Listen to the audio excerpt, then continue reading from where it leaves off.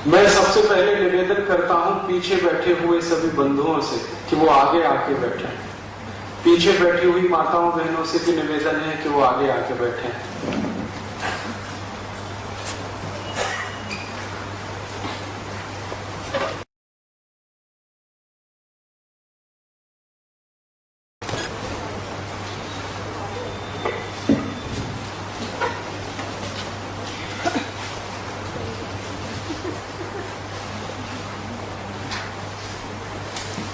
आज के इस कार्यक्रम में उपस्थित भीलवाड़ा नगर के सभी सम्माननीय नागरिक बंधुओं, माताओं, बहनों, मैं बहुत आभारी हूं महावीर इंटरनेशनल संस्था का, जिन्होंने ये आयोजन किया है और मुझे आपसे भारत देश की आज की सबसे गंभीरतम समस्याओं में से एक चिकित्सा और स्वास्थ्य पर बात करने का मौका मिला है।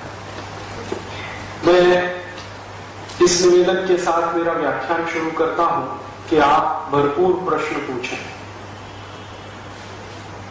इससे अच्छा ये होगा कि आप यहां से जो कुछ भी लेके जाएंगे वो दूसरों को भी बता सकेंगे। आपके दिमाग में अगर स्पष्टता आ जाएगी तो बहुत लोगों को उसका लाभ मिलेगा। खुशी की बात यह है मेरे लिए कि इस व्याख्यान में महिलाओं की संख्या ज्यादा है और ये विषय महिलाओं का सबसे प्रिय विषय माना जाता है, नजदीकी है, इसलिए बहुत अच्छा है। मैं आज की हमारी जो चिकित्सा की समस्याएं हैं और स्वास्थ्य की परेशानियां हैं, इन पर थोड़ा सा जानकारी इस संदर्भ में देना चाहता हूं कि ये उत्पन्न कहां से हुई है। हमारा भारत देश दुनिया में अनोखा ऐसा देश है जहां की चिकित्सा प्रणाली हर एक व्यक्ति को स्वस्थ रहना सिखाती है, जिसको आप आयुर्वेद कहते हैं। दुनिया के किसी भी देश में ऐसी कोई चिकित्सा प्रणाली नहीं है जो स्वस्थ रहना सिखाती हो।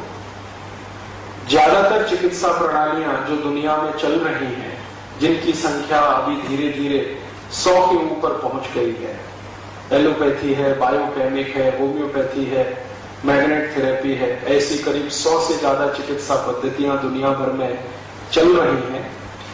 इन सभी के मूल में यह है कि आप पहले बीमार पड़ो, फिर हम आपको ठीक करेंगे। हाँ, इसमें शर्त ही ये है कि आप बीमार पड़ो। बिना बीमार पड़े ये चिकित्सा पद्धति आपको कुछ भी मदद नहीं करेगी। लेकिन भारत की जो चिकित्सा पद्धति है, जिसको हम आयुर्वेद कहते हैं, वो अनोखी है पूरी दुनिया में, जो ये कहती है कि बीमार ही मत पड़ो, स्वस्थ रहो। और ये स्वस्थ रहने की कल्पना कितनी ऊंची है हमारी चिकित्सा पद्धति में, इसका एक सूत्र है जो हम बार बार कहते रहते हैं, सर्वे भवन्तु सुखिनः सर्वे सन्तु निरामया सर्वे भद्राणि पश्यन्तु मा कश्चित् दुःखभाग् भवेत्। सब सुखी हो, सब निरोगी हो, कोई दुखी ना हो, ऐसी भावना, ऐसी कल्पना किसी चिकित्सा पद्धति में नहीं है, सिर्फ आयुर्वेद में। आयुर्वेद की ये जो चिकित्सा पद्धति इतनी ऊंची भावना लेकर हजारों वर्षों से इस देश में जो चलकर आई, आखिर उस देश में ऐसी क्या तकलीफ हो गई कि सब बीमार ही बीमार दिखाई देते? जिस देश की भावना इतनी प्रबल और इतनी ऊंची हो, सर्वे भवन्तु सुखिनः, उस देश में अब सब बीमार ही बीमार दिखाई देते। थोड़े दिन पहले मैंने भारत सरकार के स्वास्थ्य मंत्रालय को एक पत्र लिखा था कि भारत में 108 करोड़ लोगों की जनसंख्या है, इसमें स्वस्थ कितने हैं। तो उनका पहले तो एक पत्र आ गया उत्तर के रूप में कि आप पहले ये बताइए स्वस्थ मानेंगे किसको। आयुर्वेद की अगर आप परिभाषा लेंगे स्वस्थ होने की, तो भारत में शायद ही कोई मिलेगा जो स्वस्थ हो। और अगर एलोपैथी की परिभाषा लेंगे तो हो सकता है 20-25 करोड़ लोग स्वस्थ हों, बाकी बीमार हों। लेकिन आयुर्वेद की परिभाषा में तो शायद ही कोई हो, ऐसा उनका पत्र आ गया। तो मैंने उनसे कहा कि अच्छा आप ऐसा करिए, दोनों हिसाब से मुझे बताइए। और मैंने उनसे पूछा कि भारत में सबसे पहली जनगणना हुई थी सन 1881 में, अंग्रेजों के जमाने में, वहां से आप मुझे बताइए कि सन 1881 में जब जनगणना हुई थी तो उस समय कितने स्वस्थ थे, और आज 2001 में जो आखिरी जनगणना अभी तक की हुई है उस समय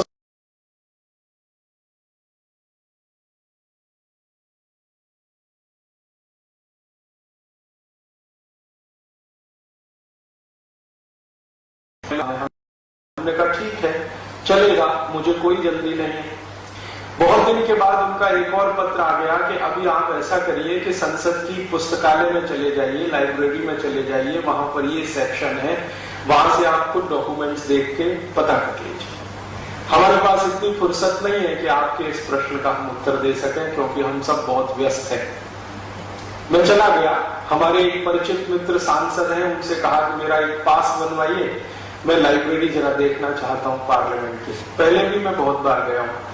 तो वहां की लाइब्रेरी में जाके जब 1881 के रिकॉर्ड्स मैंने निकाले तो उनका देखकर सामान्य समझ जो बनी मेरी कि अगर हम मान लें उस समय भारत की जनसंख्या लगभग 20 करोड़ थी, लेकिन 20 करोड़ की जनसंख्या में अगर हिसाब ऐसा निकालें, 5 आदमी अगर एक परिवार में रहते हो, 5 व्यक्ति एक परिवार में रहते हो, तो उसमें से 4 स्वस्थ थे। ये मैं आयुर्वेद की परिभाषा से बोल रहा हूं। स्व में स्थित होना स्वस्थ, ये आयुर्वेद कहता। अपने में आप स्थित हो, आपको किसी भी चीज से, किसी भी वातावरण की प्रतिकूलता से आपके ऊपर कोई दुष्परिणाम ना होता हो तो आप स्वस्थ हैं, मन से भी और तन से भी, दोनों स्तर पर, आत्मा के स्तर पर भी। तो उस समय 20 करोड़ की आबादी हमारे देश की, और 5 में से 4 लोग स्वस्थ। इसका मतलब जब हम गुलाम थे तो शायद ज्यादा बेहतर थे। फिर उसके बाद 2001 की जनसंख्या हमारी है लगभग 103 करोड़, 104 करोड़, अब हो गई है 2006 में 108 करोड़। तो अब हमारे यहाँ स्थिति यह है कि 5 में से 4 बीमार, और अगर थोड़ा और आगे चलूं तो 4.5 बीमार, आधा जो है थोड़े स्वस्थ है। आधे से मतलब जैसे शरीर में सैकड़ों बीमारियां हैं तो उसमें से कुछ कम है जिनको उनको आधा मान लें, ऐसी स्थिति हमारी हो गई है। मात्र 150 वर्ष में या 150 से भी कुछ कम वर्ष में ऐसा कैसा हो गया इस देश में? 5 में से 4 स्वस्थ थे 1881 में, अब 5 में से 4 बीमार हैं 2006 में। इतना उल्टा हो गया इस देश में। और अगर हम थोड़ा सा और पीछे चले, मान लीजिए 1881 के तो आंकड़े उपलब्ध हैं, क्योंकि अंग्रेजी सरकार ने सर्वेक्षण कराया था। हम 1881 के पीछे चले, हो सकता है 1781 की बात करें या 1681 की बात करें, तो हो सकता है कि लगभग सभी स्वस्थ हों। तो हम भारत में पीछे की तरफ जब चलते हैं तो देखते हैं कि ज्यादा स्वस्थ लोग थे। और ज्यादा पीछे चले तो हमें बताया ये जाता है, और ये सामान्य रूप से समझ में भी आता है, कि अगर 500-700 साल पहले की भारत में कल्पना करें तो बीमारी ही नहीं, बहुत कम बीमारियां, कभी साल में एक आध बार कोई बीमार पड़ जाए तो पड़ जाए। और थोड़ा पीछे चले, चरक ऋषि की बात सुने, सुश्रुत ऋषि की बात सुने, और हमारे देश के जो चिकित्सा शास्त्र के बड़े विशेषज्ञ रहे उनकी कही हुई सुने, तो वो तो कहते हैं कि बीमारी क्या होती है ये सोचना पड़ेगा। और उस जमाने में स्वस्थ लोग इतने कि आराम से 100 साल, 150 साल, 200 साल तक जिंदा रहे। तो ये दिखाई ये देता है कि भारत जैसे जैसे आगे बढ़ा समय के सापेक्ष, तो बीमार ज्यादा होता गया। ये बीमारियां आई कहां से? बाहर से आई क्या? तो बाहर से आने वाली बीमारियां तो बहुत थोड़ी होती है, जिनको हम वायरल इन्फेक्शन या बैक्टीरियल कहता है। ज्यादा बीमारियां बाहर से नहीं आती, कभी कभी कोई आ गई, जैसे आजकल एक बीमारी आ गई है चिकनगुनिया, जो सालों साल में हमें सुनाई दे रही है। हो सकता है आपने 10 साल तक पिछले लगातार सुना ही नहीं हो कि चिकनगुनिया क्या था, 20 साल तक भी नहीं सुना हो। और ऐसी नहीं है कि ये बीमारी सबको मार के चली जाएगी, थोड़े दिन में ये चली जाएगी। हो सकता है 2-5 दिन के बाद भीलवाड़ा वाले भूल जाएंगे कि चिकनगुनिया भी कोई आया। तो बाहर से कोई बीमारी आती है, ज्यादा टिक नहीं पाती, क्योंकि हमारा वातावरण और प्रकृति ऐसी है कि कोई बीमारी भारत में टिक नहीं सकती। सबसे ज्यादा सूर्य प्रकाश भगवान इसी देश को देता है, और सूर्य प्रकाश दुनिया में ऐसी अद्भुत वो है ताकत, जो हर बीमारी के कीटाणु को या जीवाणु को खत्म करके ही दम लेती है। जिन देशों में सूर्य प्रकाश कम होता है वहां बीमारियां ज्यादा समय तक टिकती हैं, या कभी कभी तो परमानेंट हो जाती है। भारत में कोई भी बाहर से आई हुई बीमारी टिक नहीं पाती। कितना भी खराब वायरस यहाँ आ जाए, कितना भी खराब बैक्टीरिया आ जाए, कोई भी मच्छर बाहर से उड़ता हुआ आ जाए, ये चिकनगुनिया एक मच्छर से ही फैलने वाली बीमारी है जो मानते हैं कि अफ्रीका की तरफ से आया है, लेकिन वो कितना भी ताकतवर हो 15-20 दिन से ज्यादा टिक नहीं पाता। तो बाहर से आने वाली बीमारियां तो बहुत ही कम है, मुश्किल से 8-10%। इसका माने 90% बीमारियां तो हमारे अपने अंदर से हैं, और अपने अंदर से बीमारी 90% ऐसे देश में हो जाए जहां सर्वे भवन्तु सुखने की कल्पना रही हो, तो इस पर चिंतन करने की जरूरत है कि भाई क्या हुआ हमको ऐसा पिछले 200 साल में जो हम इतने बीमार पड़ने लगे। मैंने इस विषय पर थोड़ा अभ्यास किया, थोड़ा सोचा, तो मुझे बिल्कुल स्पष्ट समझ में आ गया कि पिछले 200-250 वर्षों में हमने भारत की चिकित्सा व्यवस्था आयुर्वेद का अपने जीवन में पालन कम कर दिया। सर्वे भवन्तु सुखने की कल्पना जिस आयुर्वेद से आई है, उसी आयुर्वेद ने हमको बताया है कि आप सुखी कैसे रहें, और सुखी रहने के लिए स्वस्थ होना बहुत आवश्यक है। स्वस्थ व्यक्ति ही सुखी होता है, ये भारत की सर्वमान्य परिभाषा है और हजारों साल से चली आ रही है। हमारे देश में जितने भी महान व्यक्ति हुए, सबने एक बात कही कि सुखी वही है जो स्वस्थ है। आपके पास बहुत पैसा है, आप सुखी नहीं हैं, क्योंकि पैसे से सुख नहीं खरीद सकते। पैसे से सुविधाएं खरीदी जा सकती है, सुख नहीं खरीदा जा सकता। आप करोड़पति हो या रोडपति, स्वस्थ हैं तो सुखी हैं। अगर स्वस्थ नहीं है तो कोई सुख आपको नहीं है। हजारों करोड़ के एम्पायरों के मालिक लोगों से मैं कई बार मिला हूं, और मैंने उनको दिन में 20-20 गोलियां खाते देखा है, 25-25 गोलियां खाते देखा है।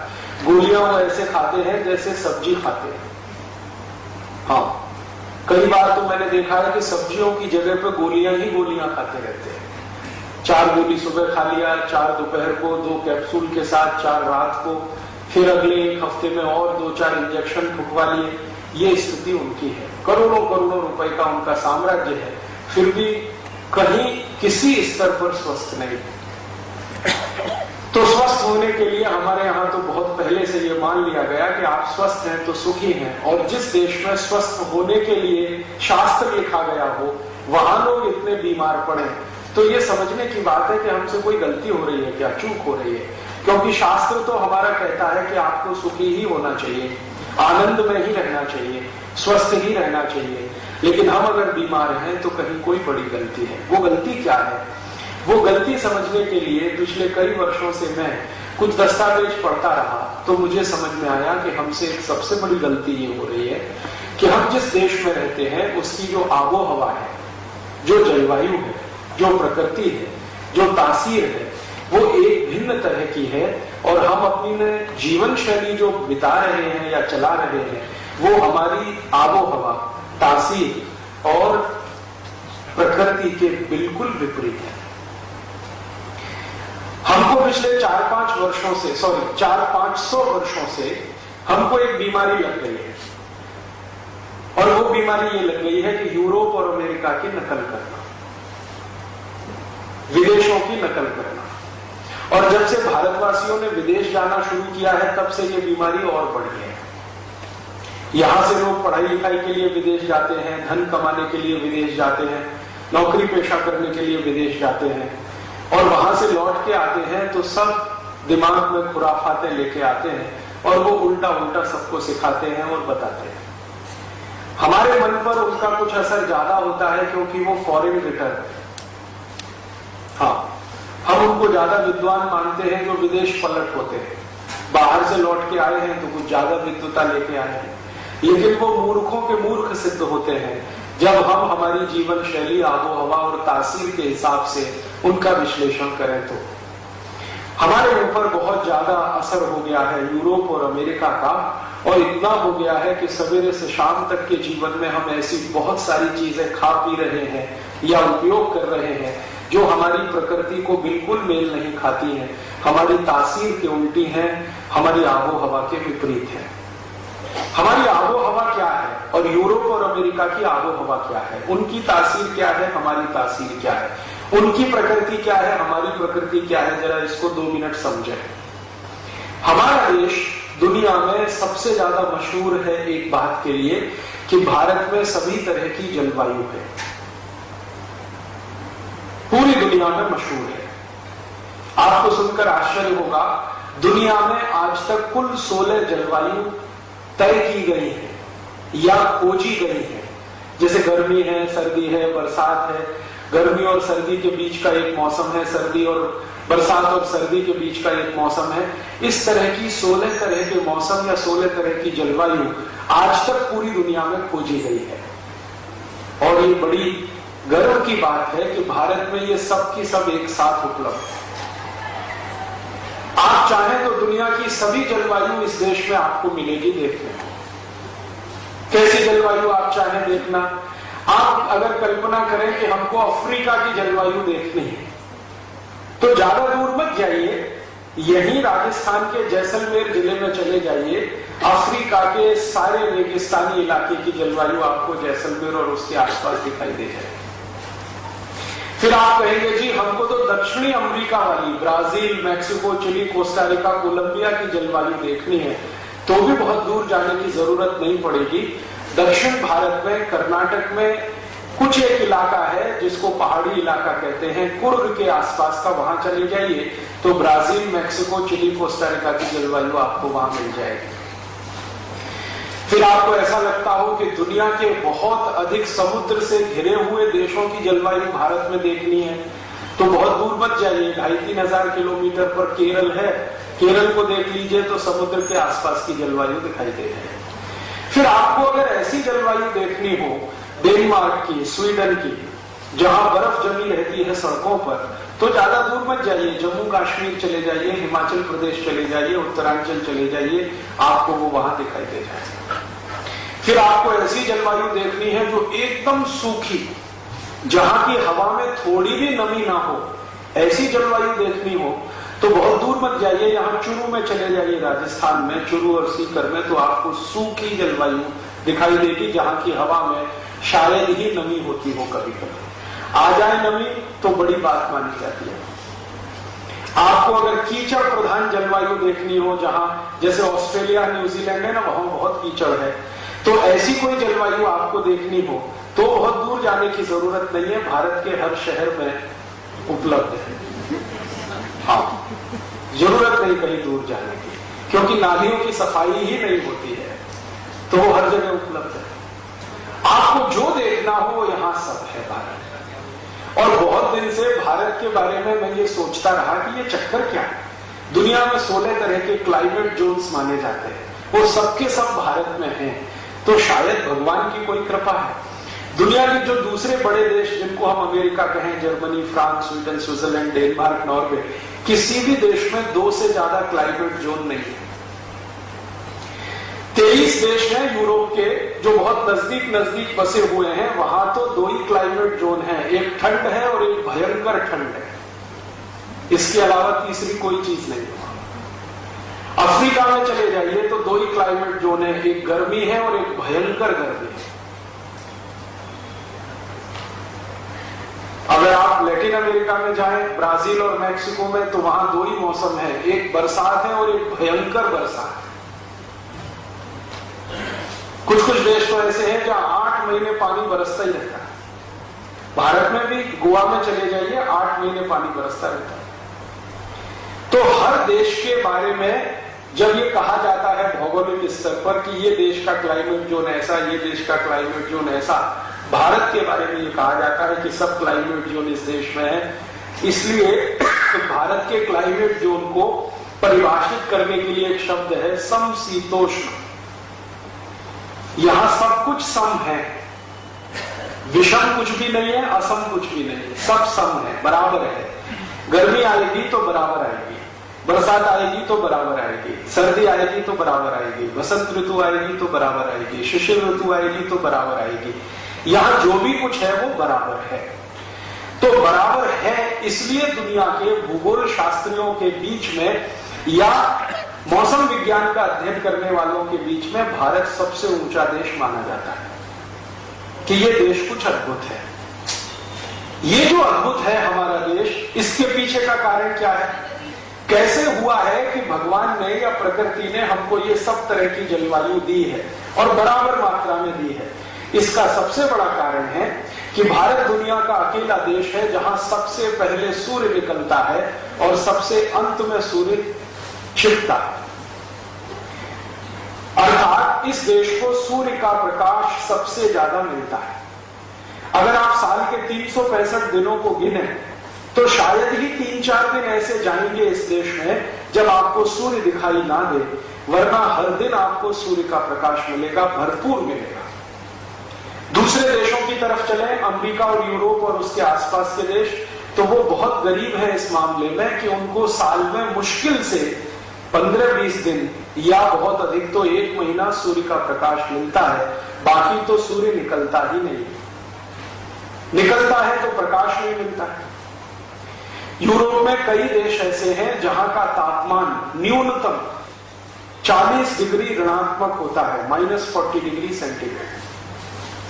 और जिन देशों में शून्य के नीचे 40 डिग्री तापमान चला जाए, आपको कल्पना है जब चुरू का तापमान 0 डिग्री आ जाता है, हर साल आता है, तो कैसी कड़कड़ाती ठंड पड़ती है पूरे राजस्थान और भारत में। अब जरा कल्पना करो कि इससे भी 40 गुना नीचे तापमान चला जाए तो लोगों का क्या हाल होगा। यूरोप के करोड़ों लोगों को हर साल ये झेलना पड़ता है। 40 डिग्री ऋणात्मक जब तापमान हो जाता है तो बर्फ ही बर्फ रहती है, और बर्फ ऐसे गिरती है जैसे यहां बारिश गिरती है। कभी कभी रिमझिम फुहार वाली जैसे बारिश गिरती है ना, वैसे हमेशा बर्फ गिरती रहती है। 24 घंटे, 48 घंटे, 4 दिन, 5 दिन, 10 दिन, 15 दिन, 20 दिन लगातार बर्फ गिरती रहती है। गिरते गिरते सड़क पर बर्फ जमा हो जाती है, 5 फीट, 6 फीट, कभी कभी 10 फीट, 12 फीट। माने घर की जो ऊंचाई है ना पहले मंजिल की, उतनी बर्फ जमा हो जाती है कई बार सड़कों पर। अब यूरोप में समस्या ये है बर्फ की, तो वहां समाधान क्या निकालते हैं लोग इसका? सभी घर जो यूरोप में होते हैं उनमें 2 दरवाजे होते हैं। एक तो सड़क पर खुलता है गली में, और एक छत पे खुलता है। ये छत वाला दरवाजा तब इस्तेमाल होता है जब सड़क पर बर्फ जम जाती है, क्योंकि आप निकलेंगे कैसे दरवाजे से? बर्फ जमी हुई है, थप्पी की थप्पी लगी हुई है। आपकी कार, आपकी मोटर कार, बस सब बर्फ के नीचे दबी रहती है। और महीनों महीनों यूरोप की सरकारें एक ही अभियान पे लगी रहती है कि बुलडोजर लेकर बर्फ को तोड़ते रहना। वहां की जो नगर पालिकाएं हैं ना यूरोप की, उनका सबसे बड़ा काम है बर्फ को सड़क से हटाना, सबसे बड़ा काम। और ये इतना बड़ा काम है कि उनके जो बजट होते हैं उसका आधे से ज्यादा हिस्सा हर साल बर्फ को हटाने में ही खर्च होता है। तो ऐसे देश हैं यूरोप और अमेरिका के आसपास के, जहां बर्फ ही बर्फ है, ठंडा ही ठंडा है। और 1-2 दिन नहीं है, 1 महीने, 2 महीने, 3 महीने, 7 महीने, 8 महीने, 9 महीने लगातार। 9 महीने के बाद कभी थोड़ा सूर्य प्रकाश निकलना शुरू होता है, बर्फ थोड़ी बहुत पिघलती है, पिघल के वो पानी बनती है, उसको वो इकट्ठा करते हैं, उसी को पीते हैं, उसी से नहाते हैं। फिर अगले साल इंतजार करते हैं बर्फ गिरेगी, फिर पानी मिलेगा। अर्थात उन देशों में बारिश का पानी नहीं आता। आप पूछेंगे क्यों नहीं आता जी? इसलिए नहीं आता कि बारिश का पानी प्रकृति के एक चक्र से शुरू होता है। आप जानते हो वो प्रकृति का चक्र क्या है? वो चक्र ये है कि जब सूर्य का प्रकाश गिरेगा तो समुद्र का पानी वाष्प बन के उड़ेगा।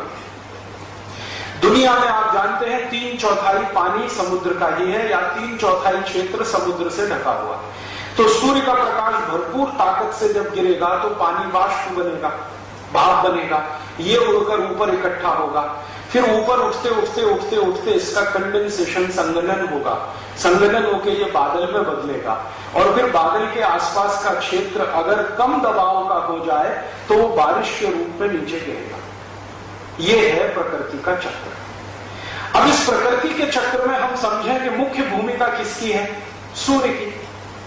समुद्र तो हमारे पास भी है, अमेरिका के पास भी है। समुद्र तो हमारे पास भी है, ब्रिटेन के पास भी है। समुद्र तो हमारे पास भी है, दुनिया के अरब देशों के पास भी, बहुत सारे देशों में समुद्र है। लेकिन प्रकृति का ये जो चक्र पूरा होना है सूर्य के प्रकाश की मदद से, वो उन देशों में नहीं है, क्योंकि सूर्य का प्रकाश ही नहीं है 9 महीने तक, तो इसलिए बारिश नहीं होती है। बारिश बिल्कुल अनिश्चित होती है। कभी कभी इन देशों में बारिश होती है, वो भी बर्फ के आधार पर होती है या बर्फ के कारण होती है। हमारे यहां जो बादल के कारण बारिश होती है वो यूरोप में नहीं है। कई बार क्या होता है कि जब बर्फ बहुत बार आसमान के आसपास के इलाके में, जैसे फागे गिरते हैं ना रुई के, ऐसे बर्फ जब गिरती है कई बार गिरने से रुक जाए या कहीं ठहर जाए तो वो बारिश के रूप में भी बरस सकती है अगर टेम्परेचर डिफरेंस आ जाए तो उनके यहां कभी कभी ऐसा होता है। अब जरा सोचें कि वहां सूर्य नहीं है, सूर्य का प्रकाश नहीं है, सालों साल नहीं है, तो कभी कभी वहां जब सूर्य निकल आता है ना तो वो सब पागल हो जाते हैं, और ऐसे पागल हो जाते हैं कि शरीर के सारे कपड़े उतार कर नंगे होकर लेट जाते हैं कि सूर्य का प्रकाश ज्यादा से ज्यादा मिले। इसलिए वो सब समुद्र का किनारा ढूंढते हैं। समुद्र के किनारे क्या होता है, बालू होती है। बालू सबसे जल्दी गर्म होने वाली चीज है, तो सूर्य का थोड़ा भी प्रकाश निकलेगा तो बालू गिरेगी, वो गर्म होगी। तो ये सारे विदेशी लोग जहां सूर्य मिलता नहीं है वो एकदम नंगे होकर बालू पर लेटे रहते हैं ताकि बालू से निकलने वाली या रिफ्लेक्ट होने वाली जो हीट है वो भी मिले और ऊपर से भी मिले। वो दिन उनके लिए संडे होता है, सूर्य का दिन, और वही दिन उनके यहां गुड मॉर्निंग होता है। गुड मॉर्निंग माने अच्छी सुबह, अच्छी सुबह माने सूर्य दिखाई दे गया, इसलिए वो एक दूसरे को गुड मॉर्निंग करते रहते हैं। हमारे भारत में तो every morning is good morning, रोज सूर्य का प्रकाश मिलता है। हम जानते हैं कि हजारों साल से मिल रहा है, अगले हजारों साल तक मिलेगा, लेकिन फिर हम उनकी नकल करके गुड मॉर्निंग करने लगे हैं। ऐसे यूरोप के लोग गुड नाइट करते हैं। गुड नाइट तब होती है जिस रात को बर्फ ना पड़े, वो गुड नाइट होती है। तो एक दूसरे को वो विश करते हैं कि आज की रात अच्छी हो, माने बर्फ ना पड़े। हमारे यहाँ तो every night is good night, good afternoon. Good afternoon उनके यहां तब होता है जब धूल भरी हवा ना चले, धूल भरी तो कम कहो, बर्फ भरी हवा ना चले, तो गुड आफ्टरनून होता है। भारत में every afternoon is good afternoon. तो बिना सोचे समझे हमने good morning, good night, good afternoon करना शुरू किया है, ये मूर्खता की निशानी है। अब उनके यहां तो सूर्य नहीं है, तो सूर्य नहीं है तो समस्याएं ही समस्याएं हैं। सबसे बड़ी समस्या क्या है, सूर्य ही एक ऐसी शक्ति है पूरे प्रकृति में, ब्रह्मांड में, जो मैंने आपसे कहा कि 350 से ज्यादा कीटाणु और जीवाणुओं को मारने की ताकत अकेले सूर्य में है। तो उन इलाकों में जहां सूर्य है नहीं, वहां सभी तरह के जीवाणु और सभी तरह के कीटाणु पनपते हैं। तो उन देशों में सबसे ज्यादा बीमारियां वायरल इन्फेक्शन और बैक्टीरियल इन्फेक्शन की ही होती है। अब उनके यहां जो बीमारियां हैं वो सूर्य के नहीं होने से हैं, तो उन बीमारियों का इलाज एक खास तरीके से किया जाता है। अब भारत में क्या है, भारत में तो सूर्य की इतनी प्रचुरता है, फिर यहां कोई बीमारी आएगी तो इसका इलाज किसी दूसरे तरीके से किया जाएगा। अगर हम उनकी नकल करके इलाज करने लगेंगे तो अपना ही नाश करेंगे, क्योंकि यहां जो डिसीज है, बीमारियां हैं, वो वायरल और बैक्टीरियल इतनी नहीं है, वो दूसरे किस्म की हैं। उनके यहां जो बीमारियां हैं वो वायरल और बैक्टीरियल किस्म की ज्यादा है। अब ये जो वायरल और बैक्टीरियल बीमारियां होती हैं, अगर इनको कंट्रोल ना करो तो ये बिल्कुल संक्रामक बीमारी की तरह से फैलती है। एक वायरस है, पैदा हो गया, अगर आपने उसको नियंत्रित नहीं किया तो वो पूरे इलाके में फैलेगा और सबको चपेट में लेगा। एक बैक्टीरिया है जो पैदा हुआ, अगर आपने उसको नियंत्रित नहीं किया तो पूरे इलाके को चपेट में लेगा। तो वहां की मजबूरी क्या है कि जैसे ही कोई बीमारी फैलती है तो सरकार सभी को मास वैक्सीनेशन शुरू करा देती है। मास वैक्सीनेशन माने सबको टीके लगाओ, किसी को मत छोड़ो। तो इसलिए यूरोप में क्या होता है, कोई भी छोटी सी बीमारी या महामारी आई तो सबको टीके लगाना अनिवार्य कर दिया जाता है। कारण क्या है कि वो एक वायरस और एक बैक्टीरिया जो मर सकता है सूर्य की तेज रोशनी में, है ही नहीं वहां पर, तो वो तो फैलने वाला है, बढ़ने वाला है, तो दवा देके ही उसको रोक पाएंगे। अब हम उनकी नकल करके भारत में भी यही शुरू कर देते हैं, मास वैक्सीनेशन। सबको हेपेटाइटिस बी के टीके लगाओ पाए, हो या ना हो। सबको पोलियो का वैक्सीन देते जाओ, हो या ना हो। सबको ये वैक्सीन दे दो, सबको वो वैक्सीन दे दो। ये उनकी नकल करके हमने अपने देश में जो शुरू किया है, ये अपना ही सर्वनाश करने का काम हम कर रहे हैं। अब इसमें होता क्या है, एक तो फालतू खर्चा हम करते रहते हैं, दूसरा हमारी प्रकृति ने हमारे शरीर को क्षमता दे रखी है बीमारी से लड़ने की, और जो वैक्सीन या दवा हम लेते हैं वो हमारी उसी क्षमता को प्रभावित करती रहती है। तो अंतिम दुष्परिणाम ये होता है कि आपने जिन बीमारियों से बचने के लिए टीके लगवाए, थोड़े दिन के बाद ये बड़े पैमाने पर बीमारियां फैलने लगती हैं हमारे। फिर हम इतने परेशान हो जाते हैं, डॉक्टरों के आगे पीछे भागते हैं, डॉक्टरों के पास भी उसका कोई इलाज नहीं होता है, तो अंत में हजारों लाखों करोड़ रुपए खर्च होते हैं और हमारी आंखों के सामने तिल तिल करके लोग मरते हैं। हम असहाय होकर देखते हैं। गलती कहां होती है? यूरोप और अमेरिका में मास वैक्सीनेशन बहुत जरूरी है, क्योंकि सूर्य का प्रकाश नहीं है, एक छोटा भी कीटाणु या जीवाणु उनके यहां तबाह कर सकता है सबके स्वास्थ्य को। भारत में ऐसा नहीं है। इतना जबरदस्त सूर्य का प्रकाश है कि कोई जीवाणु कीटाणु 2 दिन भी जिंदा रह जाए तो उसके लिए बड़ी बात है। लेकिन हमने नकल करना शुरू किया है, और उसी का दुष्परिणाम आज हमारे जीवन में है कि जिन 108 करोड़ लोगों को स्वस्थ रहना चाहिए था, वो किसी न किसी बीमारी में फंसे हुए हैं। और भगवान न करे आने वाले समय में क्या होगा, हर 5 साल से छोटे बच्चे को हम पोलियो की वैक्सीन पिला रहे हैं। 1 बार पिलानी थी, 2 बार पिलानी थी, अब 10 बार हो गया, 20 बार हो गया, 25 बार हो गया, अब बंद ही होने का नाम नहीं ले रहा। यूरोप में शायद ये मास वैक्सीनेशन जरूरी है, अमेरिका और उसके आसपास के देशों में जरूरी है, भारत में ऐसा जरूरी नहीं है। क्योंकि यहां तो जो बच्चे पैदा हो रहे हैं अपनी मां के गर्भ से, अगर मां स्वस्थ है तो उसको इस तरह की कोई चांस नहीं, लेकिन आप दे रहे हैं उसको वायरस, वैक्सीन के रूप में वही वायरस आप दे रहे हैं जो पोलियो पैदा करने के लिए जिम्मेदार है। बस इतना ही अंतर है कि वो मृत स्वरूप में है, लेकिन अंदर जाके कभी जीवित हुआ तो वही पोलियो कर देगा। और ऐसे में आपको हजारों केस दिखा सकता हूं इस देश में जिनको पोलियो वैक्सीन देने के बाद ही पोलियो हुआ है। मैं स्वयं भी चिकित्सा का कार्य करता हूं, लेकिन सेवा के लिए, पैसे के लिए नहीं। मेरे पास हर साल में ऐसे सैकड़ों बच्चे आते हैं जिनकी मां शिकायत करती है, और राजीव भाई इनको पोलियो वैक्सीन दिया, अभी देखो फिर पोलियो हो गया, चक्कर क्या है? तो उसको मैं समझाता हूं, समझ में नहीं आता उनको। शायद उसको नहीं देते तो कभी नहीं होता।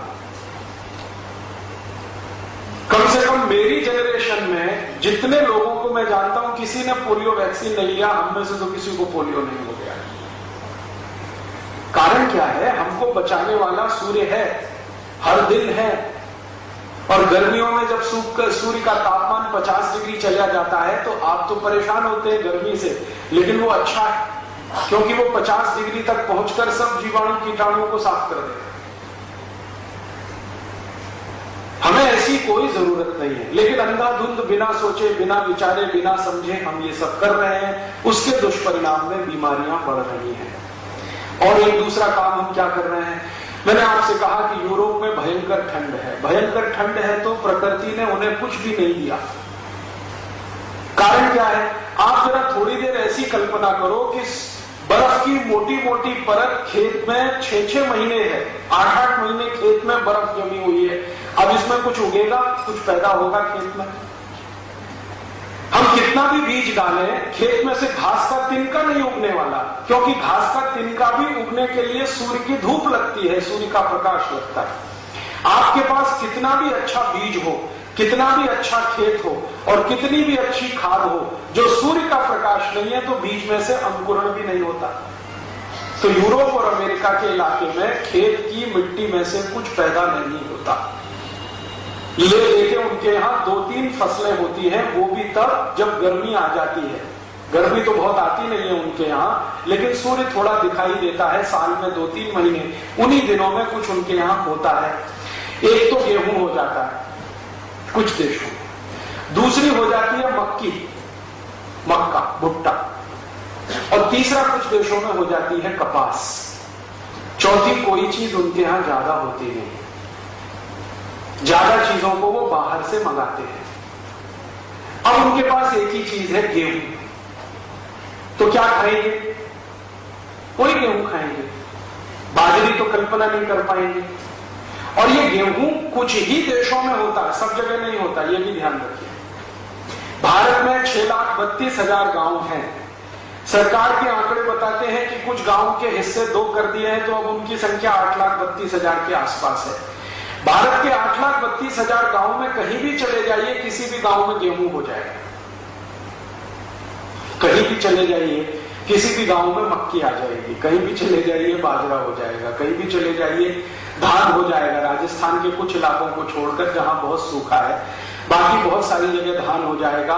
दालें हो जाएंगी, अरहर की दाल, मूंग की दाल, मसूर की दाल, उड़द की दाल, सब तरह की दालें हो जाएंगी। सरसों हो जाएगी, तिल हो जाएगा। माने जो कुछ हमें जीवन में चाहिए वो सब हिंदुस्तान के लगभग सभी गांवों में हो जाएगा। यूरोप में ऐसा नहीं है। यूरोप की तो सबसे बड़ी मजबूरी ये है कि गेहूं कुछ इलाके में होगा, मक्की कुछ दूसरे इलाके में होगी, कपास किसी तीसरे इलाके में होगी। सब्जियां होने की कल्पना उनके देश में हो नहीं पाती, क्योंकि सब्जियों को होने के लिए सबसे ज्यादा सूर्य का प्रकाश लगता है, और ज्यादा सूर्य का प्रकाश मिल नहीं पाता तो सब्जियां हो नहीं पाती। थोड़ी बहुत दाल वाल हो जाती है। जो धान्य में पतली बाल निकलती है ना, पतली, जिसका स्टेम बहुत पतला है, तना, वो तो वहां हो जाएगा ले देके। थोड़ा भी मोटा हुआ नहीं हो सकता, क्योंकि सूर्य का प्रकाश ज्यादा चाहिए। तो उनके यहां सब चीज सब जगह नहीं होती, कुछ ही चीजें कुछ जगह होती हैं। तो इन चीजों को ही खाना उनकी मजबूरी है। अब उनके यहां गेहूं है, तो गेहूं है तो गेहूं को ही वो खाएंगे, उसके अलावा तो कोई कल्पना नहीं आएगी। और गेहूं को खाने के लिए कुछ बनाना पड़ेगा, प्रिपरेशन करना पड़ेगा। तो ठंडी के कारण ज्यादा प्रिपरेशन भी नहीं हो सकती। जैसे मैं आपको एक कल्पना बताऊं, आप तो तुरंत समझ जाएंगे। आपने गेहूं का आटा गूंदना शुरू किया, कल्पना करिए, अचानक से तापमान 0 के नीचे चला गया, तो आटा ही नहीं गूंद पाएंगे आप। आपकी जो उंगलियां हैं ना, एकदम जाम हो जाएगी, इनमें फ्लेक्सिबिलिटी चली जाएगी। और 0 के नीचे 5 डिग्री गया, 10 डिग्री गया, तो ये तो हिलाना भी मुश्किल हो जाएगा हाथ का। और जो आटे में पानी मिलाया है वो तो कुछ और ही हो जाएगा, वो पानी ही बर्फ हो जाएगा। आटा को बर्फ में कैसे मिलाएंगे? तो रोटी नहीं बनेगी। इसलिए यूरोप में कोई रोटी बनाना नहीं जानता, रोटी नहीं बना पाते। गेहूं है, गेहूं का आटा है, लेकिन रोटी बनाना नहीं है उनके यहां, जानता भी नहीं है, क्योंकि उनकी प्रकृति मजबूर करती है उनको कि तुम बना ही नहीं सकते रोटी। रोटी तो उन्हीं देशों में बन सकती है जहां तापमान समशीतोष्ण होता है। उंगलियां भी काम करती रहे, हाथ की कलाइयां भी काम करती रहे, आटा और पानी का बैलेंस बना रहे, तो रोटी बनने का काम शुरू हो सकता है। उनके यहां तो संभव नहीं है। तो वो करते क्या है? आटे को सड़ाते हैं, जिसको आप कहते हैं ना फर्मेंटेशन, फर्मेंटेड करते हैं। और सड़े हुए आटे में से सिर्फ पाव रोटी ही बन सकती है, रोटी नहीं बन सकती। सड़े हुए आटे में से डबल रोटी ही बन सकती है, रोटी नहीं बन सकती, चपाती नहीं बन सकती। तो वो बेचारे मजबूर हैं कि आटे को सड़ाएं और सड़ने के लिए बड़े बड़े टैंक बनाएं, उन टैंकों का टेम्परेचर मेंटेन करें, बाहर की दुनिया से उन टैंकों को काट के रखें, क्योंकि फर्मेंटेशन के लिए भी थोड़ी गर्मी लगती है। तो वहां क्या होता है? बड़ी बड़ी फैक्ट्रियां होती हैं जहां गेहूं भेजा जाता है, और उन फैक्ट्रियों के अंदर आप कभी जाके देखें तो आटे को सड़ाया जाता है, टैंकों में भर के रखा जाता है, और वो आटा 2 दिन, 5 दिन, 10 दिन सड़ता रहता है। आंखों से, खुली आंखों से देखें तो उसमें कीड़े बदबदाते रहते हैं, छोटे छोटे, कई बार, जो उनके इलाकों में बहुत होते हैं। फिर उन्हीं कीड़ों को आटे के साथ मैश कर दिया जाता है, फिर उसी से पाव रोटी बन जाती है। अब उस पाव रोटी को ही खाना है सवेरे, दोपहर, शाम, चौथी, जब भी भूख लगे, क्योंकि और कुछ है नहीं खाने के। तो उन्होंने पाव रोटी के कई प्रिपरेशन बनाए हैं। पाव रोटी को बीच में से काटो, इसमें कुछ सलाद लगा दो, पाव रोटी को बीच में से काटो, इसमें कुछ मक्खन लगा दो, पाव रोटी को बीच में से काटो, इसमें गाजर, मूली, ककड़ी भर दो, पाव रोटी को बीच में से काटो तो इसमें कुछ सॉस भर दो। और उन्हीं को कुछ कुछ नाम है दे दिए, pizza, burger, hot dog, cold dog, chow mein, है वो सब पाव रोटी ही। अब दूसरी समस्या क्या है कि ये जो गेहूं का आटा वो सड़ा के पाव रोटी या डबल रोटी बना लेते हैं, अब ये वही खा सकते हैं और पचा भी सकते हैं, क्योंकि जिनके वातावरण और तापमान का प्रकृति के हिसाब से मेल बैठता है ना, वही उसको खा पी के पचा भी सकते हैं। आपके तो बस की बात नहीं है। हालांकि आजकल वहां के भी डॉक्टर कह रहे हैं कि ये अब आसानी से पच नहीं रहा, क्योंकि आपके पेट में जो सिस्टम है भोजन को पचाने का, वो सूर्य के साथ जुड़ा हुआ है। आपने सुना है भारत के बड़े बड़े वैद्यों के मुंह से, चिकित्सकों के मुंह से, कि देखो भाई, खाना रात हो जाए तो नहीं खाना। आपने तो बहुत सारे जैन समाज की माताएं बहनें, आप तो जल्दी समझ जाएगी, रात्रि भोजन का त्याग करना, नहीं खाना। क्यों? पचेगा नहीं। क्यों? क्योंकि सूर्य और नाड़ी दोनों एक दूसरे से जुड़े। सूर्य का प्रकाश है तो जठराग्नि प्रदीप्त है, जठराग्नि प्रदीप्त है तो जूस बन रहे हैं, तो भोजन के पचने की क्रिया हो रही है। लेकिन उनकी सोचो, जहां 9 महीने सूर्य ही नहीं है, अब उनकी जठराग्नि कैसी होगी, या उनके पेट में पैदा होने वाले जूसेस कैसे होंगे? तो वो बेचारे बहुत तकलीफ में रहते। तो उनके यहां क्या करना पड़ता है कि जूसेस पैदा होने में सूर्य के प्रकाश की जो मदद चाहिए वो तो मिलती नहीं है, क्योंकि हीट चाहिए, हीट तो मिलती नहीं है। तो खाने के पहले थोड़ी शराब पिएंगे, खाने के बाद थोड़ी शराब पिएंगे, ताकि थोड़ी हीट तो आए, थोड़े जूसेस तो बने। क्योंकि पेट में भोजन को पचाने के लिए हाइड्रोक्लोरिक एसिड का फॉर्मेशन होता है, वो बिना गर्मी के बन ही नहीं सकता। हमारे यहां तो शरीर गर्म है क्योंकि वातावरण गर्म है, उनके यहां तो बर्फ पड़ रही है तो शरीर भी ठंडा है। जैसी बर्फ ठंडी है वैसे शरीर उनका ठंडा है।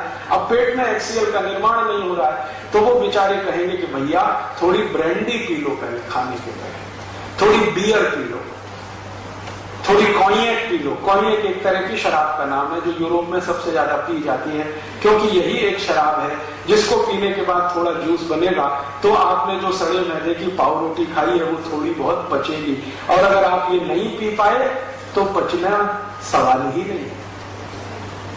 तो अब वहां रहने वाले हर आदमी को बियर पीना जरूरी, शराब पीना जरूरी, कॉन्यैक पीना जरूरी। अब हम बिना सोचे समझे उनकी नकल करके खुद बियर पीना शुरू कर दें, शराब पीना शुरू कर दें, कॉन्यैक पीना शुरू कर दें, तो हमारा तो सर्वनाश।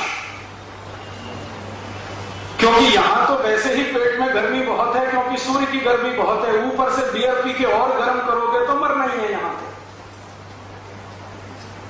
तो बिना सोचे समझे, बिना अकल के अगर हम उनकी नकल करें तो बीमारी ही बीमारी। अब तीसरी किस्सा बताता हूं कि चूंकि वहां ठंड बहुत है तो सब्जी नहीं बन सकती। सब्जी पकेगी कैसे? बॉइलिंग पॉइंट चाहिए ना, उबाल का तो बिंदु चाहिए। दाल को पकाना हो तो दाल नहीं पकेगी, सब्जी बनानी हो तो सब्जी नहीं पकेगी। तो वहां क्या होता है, सभी सब्जियां डिब्बे में बंद होके आती है, और डिब्बे बंद सब्जियों को प्लेट में निकाल के वो खाते। अब डिब्बा बंद सब्जी की विशेषता यह है कि उसमें नमक मिला के नहीं डाल सकते डिब्बे में, नहीं तो खराब हो जाती है, तो नमक ऊपर से मिलाना पड़ता है। तो यूरोप के सभी देशों में पिसा हुआ नमक खाने की ही परंपरा है, क्योंकि नमक को सब्जी प्लेट में रखने के बाद ही मिलाना पड़ता है। भारत में अब यही नकल हमने करना शुरू कर दिया। पिसा हुआ नमक हम सबके घर में आ गया, जो आज से 50 साल पहले किसी घर में नहीं होता था। हमारे यहाँ क्या है, कोई भी सब्जी हो, कोई भी दाल हो, उसका बॉइलिंग पॉइंट सामान्य रूप से उपलब्ध है, क्योंकि सूर्य उपलब्ध है। तो हम जब नमक डालेंगे तो सब्जी बनाते हुए डालेंगे या दाल बनाते हुए डालेंगे, और दाल और सब्जी में नमक वही अच्छा होता है जो डेले वाला होता है, क्रिस्टल वाला होता है। वो डाल के अगर आप सब्जी बनाएंगे तो तासीर है दूसरी, और ये जो पिसा हुआ नमक डालेंगे तो बिल्कुल तासीर बदल जाएगी। और ये छोटी छोटी बातें जैसे ही बदलना शुरू करती हैं तो फिर बीमारियां आपके शरीर में घर करना शुरू करती हैं। मैं आपको एक छोटी सी बात बताता हूं, जो पिसा हुआ नमक खाना आप शुरू कर दीजिए, अपने ही घर में एक एक्सपेरिमेंट कर लीजिए, दो बच्चे अगर आपके पास हैं, एक को रोज पिसा हुआ नमक खिलाइए और एक बच्चे को वो डेले वाला नमक सब्जी में डालते हुए उबालते हुए खिलाइए। जो बच्चा डेले वाला नमक खाएगा वो ज्यादा स्वस्थ रहेगा, जिसको पिसा हुआ नमक दे रहे हैं वो हर समय बीमार रहेगा।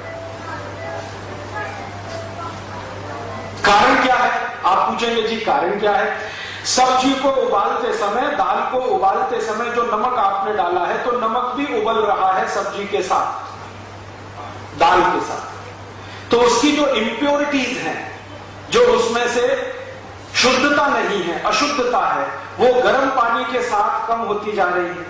और यहां पिसा हुआ नमक डाल दिया है तो सारी अशुद्धता के साथ गया है और आपको कुछ ना कुछ तकलीफ देने ही वाला है।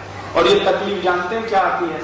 आजकल ज्यादातर माताओं बहनों से मैं एक ही शिकायत सुनता हूं, और राजीव भाई हमको थायराइड की समस्या हो गई। ये थायराइड उन सभी को होने वाला है जो पिसा हुआ नमक खाएंगे।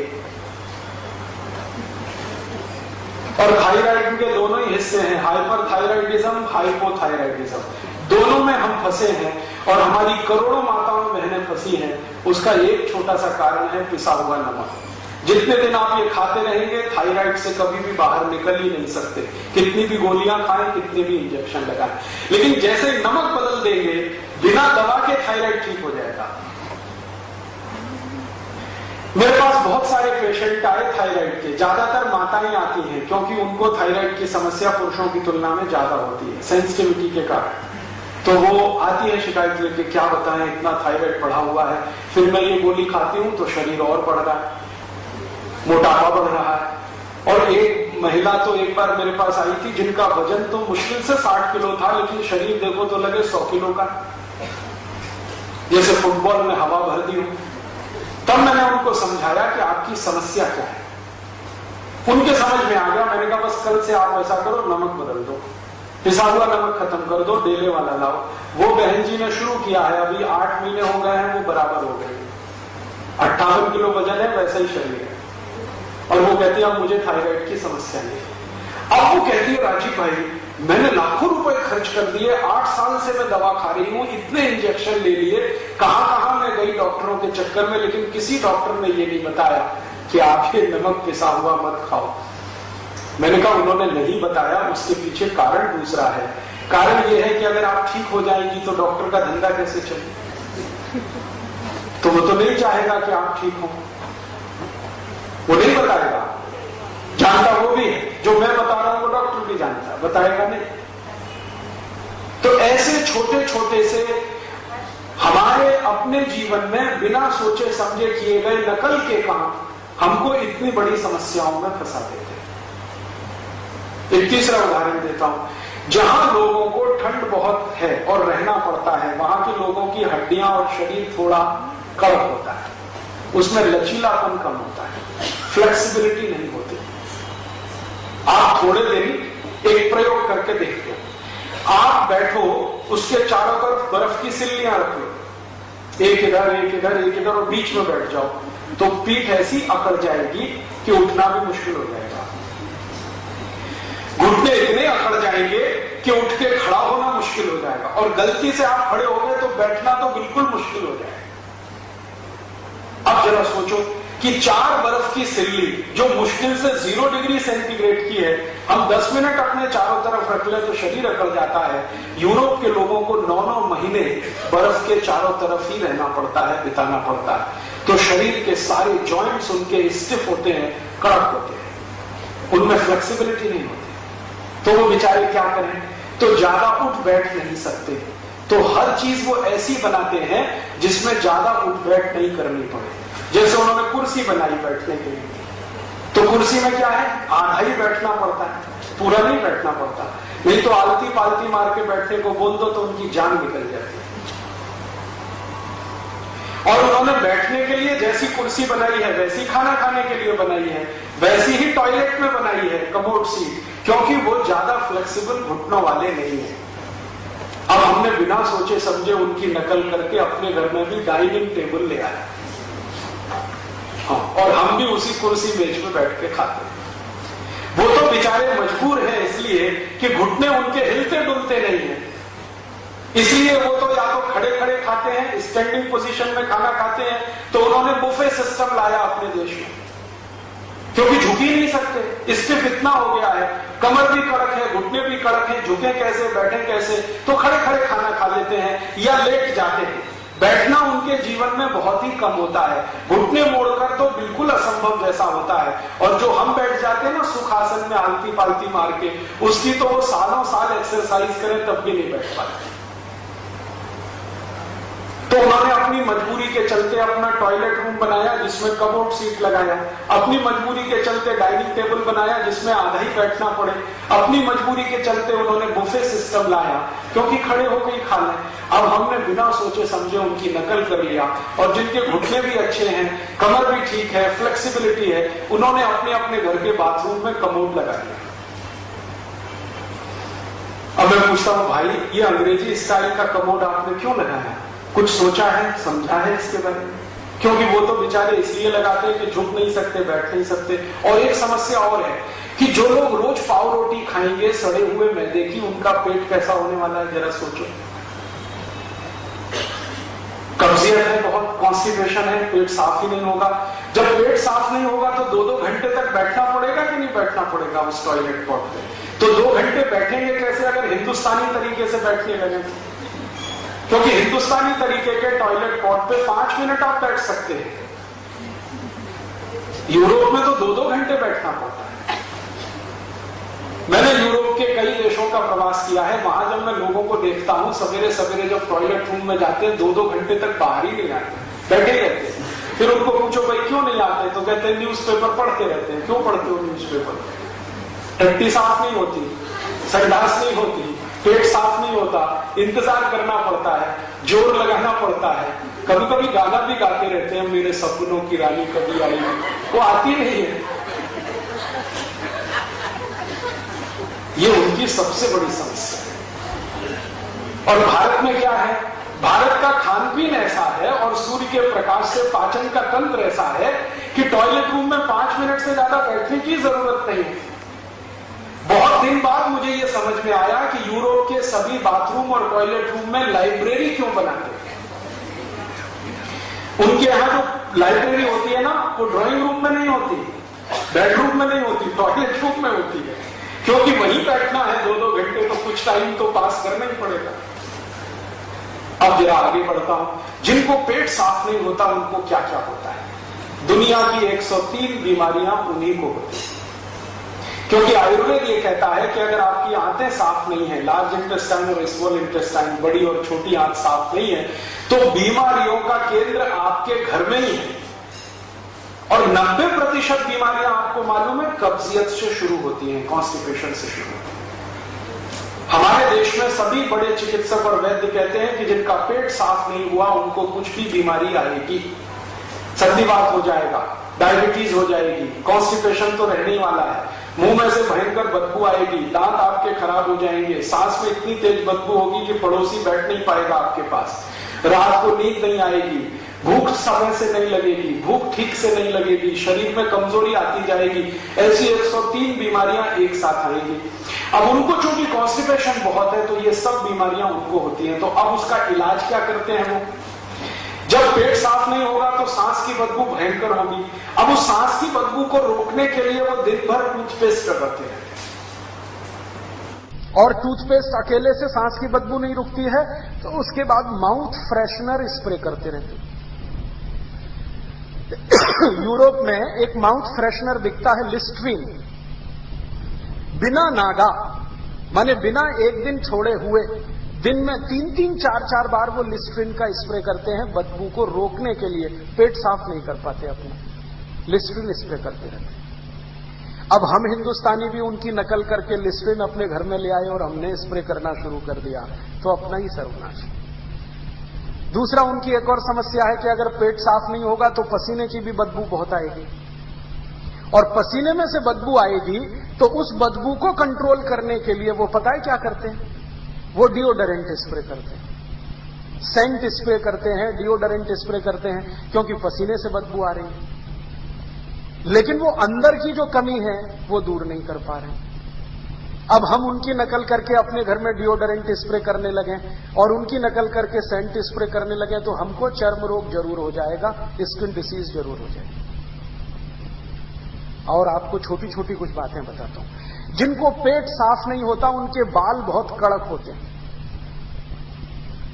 ये आप अपने घर में भी देख लो कभी। अगर आपको पेट साफ नहीं हुआ बाल आपके कड़क हो जाएंगे। जिनको पेट साफ नहीं होगा उनके बाल कड़क हैं। बाल कड़क हैं तो उनको सॉफ्ट बनाने के लिए शैम्पू लगाते रहते हैं और शैम्पू से भी सॉफ्ट नहीं होता तो कंडीशनर उसमें अप्लाई करते रहते हैं। ये उनकी समस्या है, परेशानी है, कोई फैशन नहीं है। क्योंकि यूरोप के 99% लोगों को कब्जियत है, माताओं को, बहनों को, पुरुषों को, तो बाल इतने कड़े हैं, छू के देखो तो कांटे जैसे लगते हैं। तो उन बालों को सॉफ्ट बनाना है तो कोई ना कोई कंडीशनर लगाना ही पड़ेगा। कंडीशनर 6 घंटे से ज्यादा काम नहीं करता तो हर 6 घंटे में कंडीशनर लगाते रहते। फिर उन्होंने एक नया कुछ ढूंढा है आजकल, वो ये कहते हैं कि ये कंडीशनर 6 घंटे काम करे और उसके आगे 6 घंटे कुछ और काम करे, तो क्रीम लगाते रहते हैं बालों में। हेयर क्रीम आती है ना, ताकि वो सॉफ्ट रहें। तेल नहीं लगाते क्योंकि तेल होता ही नहीं उन देशों में, लगाएं क्या? ना सरसों होती है, ना तिल होता है, ना मूंगफली होती है, ना कुछ और होता है। ले दे के एक ही चीज होती है, सोयाबीन, सो उसका तेल अच्छा नहीं माना जाता। तो वो बिल क्रीम लगाएंगे या हेयर क्रीम लगाएंगे, कंडीशनर लगाएंगे, शैम्पू लगाएंगे, क्योंकि बाल बहुत ही कड़क हैं। अब हम क्या कर रहे हैं, उनकी नकल अंधाधुंध करके अपने अपने बालों में थोप रहे हैं शैम्पू, हेयर कंडीशनर और पता नहीं क्या क्या। तो अंतिम परिणाम यह है कि बाल के गुच्छे टूट रहे हैं। बस कम से कम ऐसी हजारों माताएं बहनें आती हैं जो कहती है राजीव भाई बाल टूटते हैं, कुछ दवा बताओ। मैं कहता हूं शैम्पू और कंडीशनर बंद कर दो, तो वो तो बंद नहीं कर सकते। तो मैं कहता हूं माफ करो, मैं आपका इलाज नहीं कर सकता, क्योंकि आप हेयर कंडीशनर शैम्पू लगाते रहो, बाल तोड़ने का तो वो कहानी है, फिर आप मेरी दवा खाओ, उससे कुछ होने वाला नहीं। और जिनके शरीर में बहुत ज्यादा कॉन्स्टिपेशन होगा, कब्जियत होगी, उनकी त्वचा भी बहुत कड़क रहती है, रफ रहती है। और स्किन चूंकि रफ रहती है तो कोई ना कोई उनको कोल्ड क्रीम चाहिए जो स्किन को सॉफ्ट बनाए, तो इसलिए वो कोल्ड क्रीम लगाते रहते हैं। लेकिन वो भी थोड़े ही समय काम करती है, 6-8 घंटे से ज्यादा कोई कोल्ड क्रीम भी काम नहीं करती स्किन पे। तो हर 6-8 घंटे के बाद वो कोल्ड क्रीम पोतते रहते हैं। और सबसे ज्यादा तकलीफ कहां आती है, जिनको बहुत कॉन्स्टिपेशन होता है उनके होंठ बहुत कड़क रहते हैं, एकदम रफ, सूखे सूखे। तो उस होठों की सुखावट को छुपाने के लिए लिपस्टिक लगाते रहते हैं। हम बिना सोचे समझे अपने देश में उसको अपने मुंह पे थोपते रहते हैं। पता नहीं कितनी लिपस्टिक तो हम खाने के साथ खा जाते हैं, क्योंकि आप कितना भी बचा के खाएं वो तो जाने ही वाली है। तो देखिए, एक अंधभक्ति या बिना सोचे समझे की गई नकल कितने तकलीफ का कारण बनती है इस देश में। अब वो जो कुछ भी करते हैं यूरोप और अमेरिका वाले, वो अपनी ठंड से बचाव के लिए करते हैं, जितना कर पाते हैं। अब उनके यहां ठंड बहुत है तो कपड़े भी ऐसे ही पहनने पड़ेंगे, टाई लगानी पड़ेगी, 3 पीस सूट पहनना पड़ेगा। और आप देखेंगे ना, महिलाएं वो ऊपर तक के स्लीव्स पहनती हैं, मोजे पहनती हैं, क्योंकि उनको ठंड से बचना है।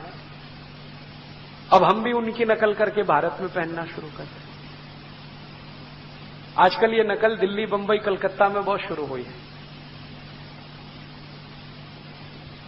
हर चीज में बिना सोचे समझे हम उनकी नकल करें। और अब ये नकल इस खतरनाक स्तर पर पहुंच गई है कि ठंड वाले देशों की मजबूरियों को हमने प्रतिष्ठा का तंत्र बना लिया, स्टेटस सिंबल बना लिया। हमारे घर में पिज्जा आ रहा है तो स्टेटस सिंबल है, बर्गर खा रहे हैं तो स्टेटस सिंबल है, चाउमीन खा रहे हैं, बच्चों को खिला रहे हैं, स्टेटस सिंबल है, नूडल्स खा रहे हैं, बच्चों को खिला रहे हैं, स्टेटस सिंबल है। और कई घरों में तो ये नियम बन गया है कि संडे को तो ये होना ही चाहिए। संडे को माने चाउमीन तो आनी ही चाहिए, बर्गर तो आना ही चाहिए, पिज्जा तो आना ही चाहिए, ये तो आना ही चाहिए। और ये घर में नहीं आ सकता तो होटल में जाके खाना चाहिए। अब उनकी मजबूरियों को हमने जो स्टेटस सिंबल बनाया तो और तकलीफ कर रहा है। तो हमारी सारी की सारी बीमारियों की जो जड़ है ना, वो ये आधी अधूरी समझ से विदेशियों की गई नकल, जो हमें सफल नहीं होने देती। कॉस्मेटिक्स वो सब इस्तेमाल करते हैं क्योंकि उनको स्किन बचा के रखनी है। एक तो अंदर से कॉन्स्टिपेशन के कारण रफनेस है, दूसरी बाहर की ठंड है, बर्फ है, और उस बर्फ के कारण और ज्यादा रफनेस है।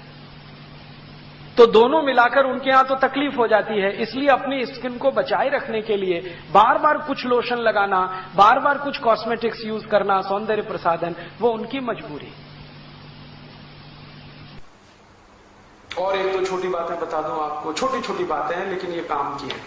यूरोप के देशों में मैंने जितनी बार प्रवास किया, वहां के लोगों को देखा कि चूंकि ठंड बहुत है ना, तो ये जो भौं के बाल होते हैं ना, ये नहीं उगते, तो इसलिए वो लाइनर का इस्तेमाल करते हैं दिखाने के लिए, नकली, असली तो है नहीं। तो ब्यूटी पार्लर में जा जाके वो बनवा के लाते हैं, काले पीले वो रंग से रंगते रहते हैं, क्योंकि असली बाल आते ही नहीं है, ठंड बहुत है। अब हमने भी वही तमाशा शुरू कर दिया अपने अपने घर में, बाकायदा 2-3 घंटे का समय निकालकर हम ब्यूटी पार्लर में जाते हैं इसको बनवाने के लिए। कितना भी रुपया खर्च हो, हमें तो कोई मतलब नहीं उससे। तो मैं एक ही निवेदन सबसे करता हूं, वो ये कि अगर नकल ही करनी है तो समझ के करो, कुछ अकल के साथ करो। बिना अकल के नकल किया तो खड्डे में ही जाने वाले हैं। बीमारियां इसी तरह से आ रही। हमने यूरोप और अमेरिका की बिना सोचे समझे जो नकल किया अपने जीवन में, कुछ तो हमारी मजबूरी थी कि हम 250-300 साल उनके गुलाम रहे, लेकिन मुझे उससे ज्यादा दुख इस बात का है कि जब उनकी गुलामी चल रही थी तब भारत के लोग इतने मजबूर नहीं थे अंग्रेजों की नकल करने के लिए। वो चले गए 15 अगस्त 47 को, उसके बाद जो अंग्रेजियत बढ़ी है उसने तो तबाह कर दिया इस देश। अब वहां कुछ और भी समस्याएं हैं, जैसे मैंने आपसे कहा ना स्किन बहुत हार्ड है, तो स्किन हार्ड है तो बिना साबुन के नहाना संभव ही नहीं है उनको, क्योंकि कास्टिक सोडा जो है ना हार्ड स्किन के लिए ही है। केमिस्ट्री में ये जो कास्टिक सोडा बनता है ना, सोडियम हाइड्रोक्साइड, ये उन्हीं त्वचा के लिए एप्लीकेबल है, उन्हीं पर ये लगाया जा सकता है जो बहुत कड़क त्वचा हो। और हमारे भारत में इतनी सॉफ्ट है स्किन, क्योंकि सूर्य का प्रकाश हमको है, हम रगड़ रगड़ के कास्टिक सोडा के साबुन से नहा रहे हैं, फिर त्वचा सूखी हो रही है तो फिर दौड़ दौड़ के जा रहे हैं, अरे डॉक्टर साहब क्या हुआ, स्किन रफ हो रही है, एक्जिमा हो गया, सोराइसिस हो गई, इचियोसिस हो गई, खाज हो गई, खुजली हो गई। वो तो होने ही वाला है, क्योंकि सॉफ्ट स्किन के लिए साबुन बना नहीं है, साबुन बना है हार्ड स्किन के लिए। हमारे यहां तो वही चीजें हैं अच्छी नहाने के लिए जो सॉफ्ट स्किन पे एप्लीकेबल हो, जैसे दूध का स्नान। इसलिए हमारे यहाँ कहावत है, दूधो नहाओ पूतो फलो। कभी सुना है किसी से लक्स नहाओ पूतो फलो? कोई कहता? पियर्स से नहाओ पूतो फलो, लाइफ बॉय लगाओ पूतो फलो, दूधो नहाओ पूतो फलो। क्योंकि दूध जो है ना वो सॉफ्ट स्किन की सॉफ्टनेस को बरकरार रखता है। आपकी त्वचा जितनी नरम है उतनी ही नरम वो रखेगा, थोड़ा ज्यादा ही कर देगा, कम नहीं होने देगा। इसलिए शंकर भगवान दूध से नहाते हैं। महाशिवरात्रि को सब उन्हें दूध ही लगाते हैं, किसी को नहीं देखा कि वो साबुन से शंकर जी को नहलाता हो। अब कैसे मूर्ख लोग हैं, हम शंकर जी को तो दूध से नहलाएंगे और खुद साबुन से रगड़ रगड़ के नहाएंगे। और पागलों के पागल कहते हैं जी हम दूध के साबुन से नहाते हैं। अभी दूध से क्यों नहीं नहा लेते अगर दूध के साबुन से नहा रहे हो तो? कहते हैं जी हम तो हल्दी वाली क्रीम लगाते हैं, हल्दी क्यों नहीं लगा लेते? वो हल्दी वाली क्रीम आती है 1500 रुपए किलो और हल्दी आती है 40 रुपए किलो। तो कहो कि हल्दी लगा लो, क्या बात कर रहे हैं, 40 रुपए किलो की चीज हम तो 1600 रुपए किलो की लगाएंगे। उनसे कहो जी दूध से नहा लो, 15 रुपए लीटर का। नहीं नहीं, हम तो साबुन लाएंगे दूध का 350 रुपए किलो वाला। हमारा जो दिमाग है ना घूम गया है, और ये घूमने का कारण है बिना सोचे समझे नकल करना। और ये नकल करवाने में सबसे बड़ा भूमिका हिंदुस्तान में किसी ने निभाई तो सिनेमा ने और टीवी सीरियल्स। सत्यानाश कर दिया इस देश का। टीवी सीरियल में जो भी जानकारी यूरोप की देते हैं आधी अधूरी, पूरी जानकारी कभी नहीं देते। क्योंकि पूरी जानकारी समझने के लिए उनके पास भी फुर्सत नहीं। और सिनेमा बनाने वाले यूरोप में जाके थोड़ी बहुत शूटिंग वूटिंग कर लाते हैं, तो उसी को देख देख के हमारा मन ललचाता रहता, भाई ऐसा कर लो, ऐसा कर लो, ऐसा कर लो। बहुत सारी हीरो हीरोइनों से प्रश्न पूछे जाते हैं कि भाई आप कॉस्मेटिक्स क्या क्या इस्तेमाल करती है। वो तो कॉस्मेटिक्स इसलिए इस्तेमाल करती हैं कि दिन में 6-6 घंटे भयंकर फ्लड लाइट्स में उनको रहना पड़ता है। अगर वो कॉस्मेटिक्स ना लगाएं तो उनकी तो त्वचा जल जाए।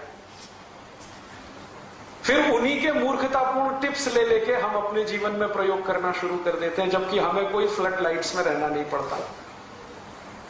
भाई हेमा मालिनी ऐसा करती है तो हम भी कर रहे हैं, ऐश्वर्या रॉय ये लगाती है तो हम भी लगा रहे हैं। ऐश्वर्या रॉय, हेमा मालिनी 6-8 घंटे भयंकर लाइट में रहती है, त्वचा को बचाने के लिए ये सब करती है, हम तो नहीं रहते, फिर हम क्यों करें। तो ये सब घालमेल हो गया, खिचड़ी हो गया। खिचड़ी ऐसा हो गया कि हमारा दिमाग ना तो हमारा रह गया ना उनका बन पाया, आधे हम अपने हैं आधे उनके हैं, तो फंस गया इसमें सारा चक्कर। और ये आधा अधूरापन रोज दिखाई देता है जिंदगी में। पति महोदय है, वो 3 पीस सूट और टाई लगा के जा रहे हैं, और पत्नी उनकी सलवार सूट में जा रही है या साड़ी में जा रही है। साड़ी शुद्ध हिंदुस्तानी पहनावा है, 3 पीस सूट और टाई अंग्रेजी पहनावा है। वहां इसलिए 3 पीस सूट और टाई पहनते हैं कि ठंड बहुत है, और ठंड है तो सर्दियों में नाक बहुत बहती रहती है। तो पहले वो बेचारे क्या करते थे, जेब से रूमाल निकाल के हमेशा पोंछते रहते थे। फिर उन्होंने सोचा एक टाई लटका के रखो, जब जरूरत पड़े तो पोंछ लेंगे,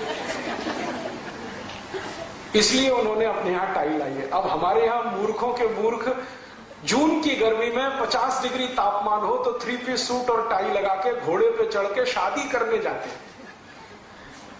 और मैं कहता हूं भाई सुपर इडियट बनने के लिए यही एक दिन मिला है तुम्हें, तो कहते राजीव भाई आज तो करने दो, माने शादी के दिन ही इडियट बन के जाओ। और मुझे समझ में नहीं आता कि पति 3 पीस सूट और टाई पहने और पत्नी साड़ी पहने। हम कहते हैं कि गृहस्थी के पहिए हैं पति और पत्नी, एक पहिया ट्रैक्टर का दूसरा साइकिल का, कैसे चलेगी गृहस्थी। या तो ये करिए कि यूरोप में सभी महिलाएं स्कर्ट्स पहनती हैं, तो आप चालू करिए। अगर 3 पीस सूट और टाई का मैच है तो वो स्कर्ट के साथ है, साड़ी के साथ तो नहीं। तो हम तो स्कर्ट पहन नहीं सकते, फिर पतियों को क्यों पहनने देती आप 3 पीस सूट और टाई। और कोई नहीं, बच्चों को और नकल करवा रहे हैं। बेचारे 3-3 साल के बच्चे स्कूल में पढ़ने जाते हैं, खूब टाइट टाई उसकी बांध देते हैं। सभी वैज्ञानिक कहते हैं कि टाई को अगर बांध दिया तो पीछे की जो नसें खून को लेके जाती है ना मस्तिष्क में, ये दबने लगती है, खून का प्रवाह रुकने लगता है। पर्याप्त मात्रा में खून बच्चे के दिमाग को न मिले तो आंखें कमजोर होती हैं, दिमाग भी कमजोर होता है। इसलिए सब ऊंचे वैज्ञानिक और दुनिया के करोड़पति लोगों ने टाई वाई बंद कर दिया। हमने अपने छोटे छोटे बच्चों को बचपन से ही शुरू कर दिया। फिर हम बहाने बहुत बनाते हैं, अरे क्या करें जी उनके स्कूल में ड्रेस है तो जाके लड़िए ना स्कूल वालों से। आप पैसा देते हैं, आपके पैसे से स्कूल चलता है, और वो मूर्खता करें और आप उनको समझा भी नहीं सकते कि हमको जरूरत नहीं है ये टाई और पैंट की और सूट की। तो ऐसी छोटी छोटी बहुत सारी बातें हमारे जीवन में जो घुस गई, इन्होंने हमको अस्वस्थ बनाया। हर तरह की बीमारी हमारे जीवन में आने लगी और बीमारियां हर दिन बढ़ती जा रही, और बढ़ते बढ़ते ये संख्या हो गई है। कई बार तो मैं परेशान हो जाता हूं कि एक मरीज आया, उसके शरीर में 50 बीमारियां हैं, कौन सी पहले ठीक करो। तो मैं ढूंढता हूं कि इसकी सबसे बड़ी बीमारी कौन सी है, उसको ठीक करो तो बाकी आसानी से ठीक हो जाए। और मैं आपको पूरी ईमानदारी से बताता हूं, ये पेशेंट को मैं नहीं कहता, 99% जो क्रॉनिक पेशेंट है उनकी अंतिम बीमारी निकलती है पेट की कब्जियत, कॉन्स्टिपेशन। और जब भी मैं उनको कोई ऐसी दवा देता हूं जो उनकी कब्जियत को ठीक कर दे, तो उनकी ज्यादातर बीमारियां अपने आप ठीक हो जाती हैं। बहुत सारे मरीजों को मैं संधिवात ठीक करता हूं, लेकिन कभी नहीं बताता कि संधिवात की दवा नहीं दे रहा हूं, पेट साफ करने की दवा है। क्योंकि जैसे ही पेट साफ होने लगता है, घुटनों का दर्द अपने आप खत्म हो जाता है। जैसे ही पेट साफ होने लगता है, माइग्रेन अपने आप खत्म हो जाता है। जैसे ही पेट साफ होने लगता है, नींद बहुत अच्छी आने लगती है। जैसे ही पेट साफ होने लगता है, शरीर के जॉइंट्स पेन सब निकल जाते हैं। और अब गंभीरता से मैं सोचते सोचते इस निष्कर्ष पर पहुंचा कि हमने यूरोप और अमेरिका की नकल करके जो अपने घर में ले आया खान पान, इसने हमको फंसा दिया। अब कैसा फंसा दिया, अब भारत की बात करता हूं थोड़ी। भारत में ये जो आयुर्वेद है ना, ये सबसे बड़ा चिकित्सा शास्त्र है। लेकिन इस चिकित्सा शास्त्र में कई अच्छी अच्छी पुस्तकें लिखी गई हैं, छोटी छोटी कुछ बड़ी बड़ी। एक बहुत अच्छी पुस्तक है, उसका नाम है अष्टांग हृदय। उसको एक दूसरे नाम से भी बोलते हैं कुछ वैज्ञानिक, अष्टांग संग्रह। इसमें 2000 से ज्यादा सूत्र हैं। मुझे आयुर्वेद की जितनी पुस्तकों का अभ्यास करने का मौका मिला, उनमें मेरे हिसाब से ये सर्वश्रेष्ठ पुस्तक है। सर्वश्रेष्ठ क्यों है? क्योंकि यही वो पुस्तक है जो बताती है कि स्वस्थ रहो, मस्त रहो, बीमारी मत पड़ो।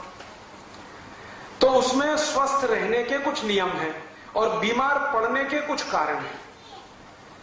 अब आपको अगर मैं कहूं तो आप परेशान हो जाएंगे ये सुनकर। इस अष्टांग हृदय में या अष्टांग संग्रह में किसी भी व्यक्ति के बीमार होने के सबसे बड़े कारणों में से एक कारण यह है कि वो ऐसा खाना खाते हैं जिनको सूर्य प्रकाश नहीं मिला या पवन का स्पर्श नहीं हुआ। और अष्टांग हृदय कहता है कि जो व्यक्ति सूर्य के प्रकाश का स्पर्श किए बिना और पवन का स्पर्श किए बिना खाना खाएंगे, माने जिस खाने को सूर्य प्रकाश नहीं मिला, जिस खाने को हवा ने नहीं छुआ, ऐसा खाना खाएंगे तो बीमारियों का घर तो शरीर होने ही वाला है। और ऐसी चीज क्या है हमारे घर में? रेफ्रिजरेटर। आप फ्रिज में भर के खाना रख दो, ना उसको सूर्य प्रकाश मिलेगा, ना पवन का स्पर्श होगा, और वो खाना अष्टांग हृदय के हिसाब से जहर है। अष्टांग हृदय में तो ये तक लिखा हुआ है कि जो व्यक्ति सूर्य प्रकाश के बिना और पवन स्पर्श के बिना खाना खाता है, उसको दुश्मन की जरूरत नहीं है और जहर खाने की भी जरूरत नहीं है। वो खुद ही जहर खा रहा है, थोड़े दिन में वो जाने ही वाला है इस दुनिया से। और आधुनिक वैज्ञानिकों ने भी मान लिया है कि खाने को बना के फ्रिज में रखना उसका सर्वनाश करने के बराबर है। अब हम क्या करते हैं, बहुत सारे घरों में फ्रिज है। आजकल तो मैं बिना फ्रिज का घर देखूं तो हैरानी होती। हाँ, और घरों में कंपटीशन है कि पड़ोसी के आए तो हमारे यहां क्यों नहीं, वो कुएं में गिर रहा है तो हम क्यों नहीं गिरे, वो जहर खा रहा है तो हम क्यों नहीं खाएं। सारा देश इसी में मर गया, भला उसकी कमीज मेरी कमीज से ज्यादा सफेद कैसे? पढ़े लिखे लोगों में ये बहुत है। तो फ्रिज आ गया घर में, अब आ गया तो इसका कुछ तो उपयोग होना चाहिए। तो हम क्या करते हैं, सब्जियां खरीद खरीद के लाते हैं और भर भर के उसमें रख देते हैं।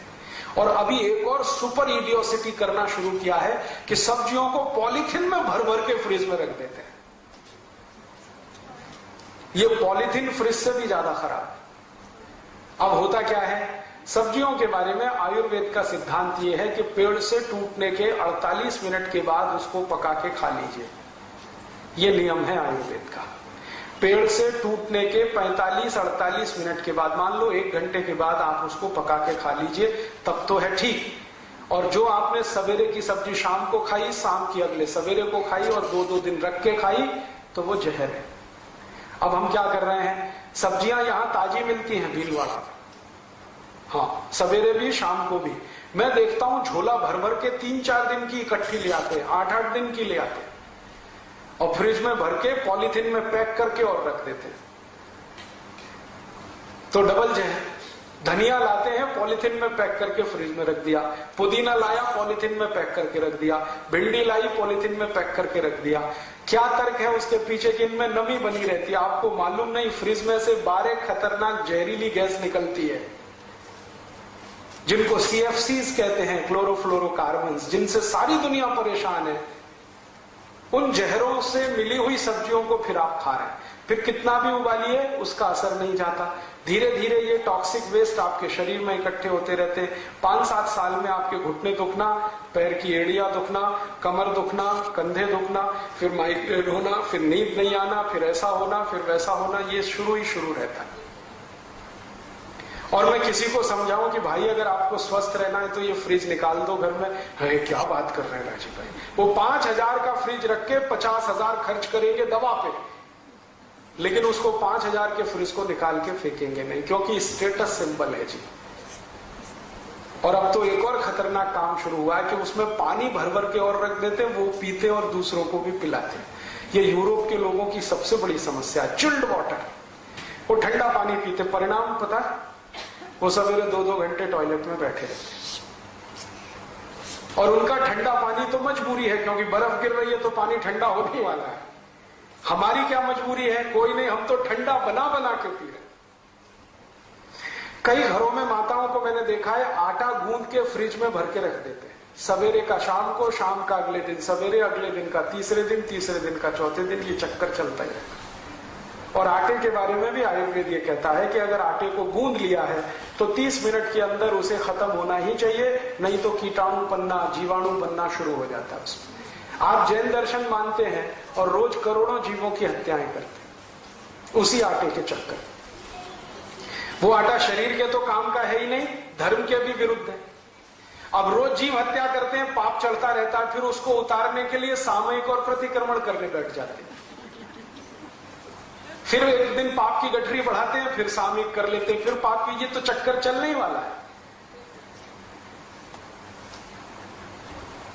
तो अगर अष्टांग हृदय के इस सूत्र को आप माने और समझें, अष्टांग हृदय कहता है कि जिस भोजन को सूर्य का प्रकाश ने स्पर्श नहीं किया हो और पवन ना मिला हो, उसको कभी मत खाइए, वो जहर है। तो आप कोशिश करिए, अपने घर का फ्रिज निकाल दीजिए। मैं आपसे अभी बोलता हूं 50% बीमारियां फ्रिज के साथ निकल जाएंगी। दूसरी हमसे क्या गलती हो रही है? हमने अपने घर का नाश्ता ऐसा बनाया जो यूरोप और अमेरिका में मजबूरी में खाया जाता। मैंने कहा ना, पाव रोटी, डबल रोटी, बिस्किट, अब हमने घर में शौक से लाना शुरू किया। ज्यादातर घरों में ब्रेड पकौड़े नाश्ते में मैं देखता हूं, या ब्रेड का कोई ना कोई प्रिपरेशन नाश्ते में मिलता है। पूछो, कहते हैं बहुत इजी है। इजी तो इडली भी है, सांभर भी है, उत्तपम भी है, रसम भी है, डोसा भी है, और हलवा से ज्यादा इजी कोई चीज नहीं।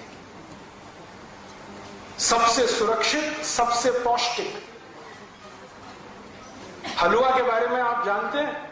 मेरे पास कोई ऐसा पेशेंट आ जाए जो ऑपरेशन करा के आया हो अभी घंटे भर पहले, मैं उसको कह सकता हूं कि घी का हलवा खा लो, इतना सुरक्षित है। उस पेशेंट को रोटी नहीं खिलाई जा सकती, दाल नहीं खिलाई जा सकती, चावल नहीं खिलाया जा सकता, कम से कम 15 दिन। लेकिन मैं उसको ये जरूर कह देता हूं कि ऑपरेशन खत्म होते ही, जैसे ही होश आए, हलवा बना के खिला देना, देशी गाय के घी का, क्योंकि वो हीलिंग में बहुत मदद करता है। तो हलवा से ज्यादा तो कोई भी हमारे पास डिश नहीं है जो 5 मिनट में बन सके। लेकिन वो हलवा गायब हो रहा है धीरे धीरे। पाव रोटी आ गई, डबल रोटी आ गई, बिस्किट आ गया, घर में नूडल्स आ गए, और सवेरे के नाश्ते में ये जरूर है।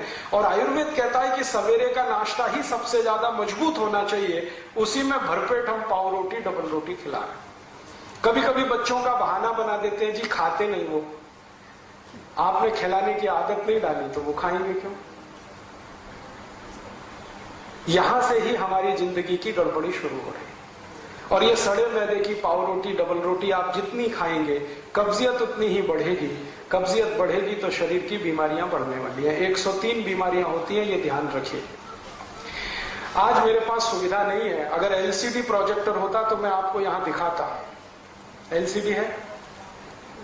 एलसीडी प्रोजेक्टर हो तो मैं आपको दिखाता कि जब आप ये खाते हैं ना, मैंने इसमें बहुत सुंदर स्लाइड्स बनाई हुई कि जैसे ही पाव रोटी खाते हैं तो अंदर क्या होता है पेट में जाने, डबल रोटी खाने के बाद क्या होता है, बिस्किट खाने के बाद क्या होता है, चाउमीन और नूडल्स खाने के बाद पेट में क्या होता है, कैसे कैसे वो कहां कहां चिपकता है, कितने एरिया को वो कवर करता है, और फिर कैसे आपको कॉन्स्टिपेशन बनाता है। और उसका बनाने का जो तरीका कोई देख ले तो उसको घृणा हो जाए, इतने खराब तरीके से बनता है। तो मेरी आपको छोटी सी विनती है कि अगर आप स्वस्थ रहना चाहते हैं, तंदुरुस्त रहना चाहते हैं, तो अपने जीवन में अष्टांग हृदय के दिए हुए सूत्रों का पालन करें। उनमें पहला सूत्र मैंने बताया, फ्रिज में रखा हुआ कुछ ना खाएं ना कुछ पिए। फिर आप बोलेंगे जी कि क्या खाएं क्या पिए? जो चीज फ्रिज में नहीं रखी हो और जिसको पवन स्पर्श भरपूर हुआ हो और जिसको सूर्य का प्रकाश भी मिल गया हो, उसको खाइए।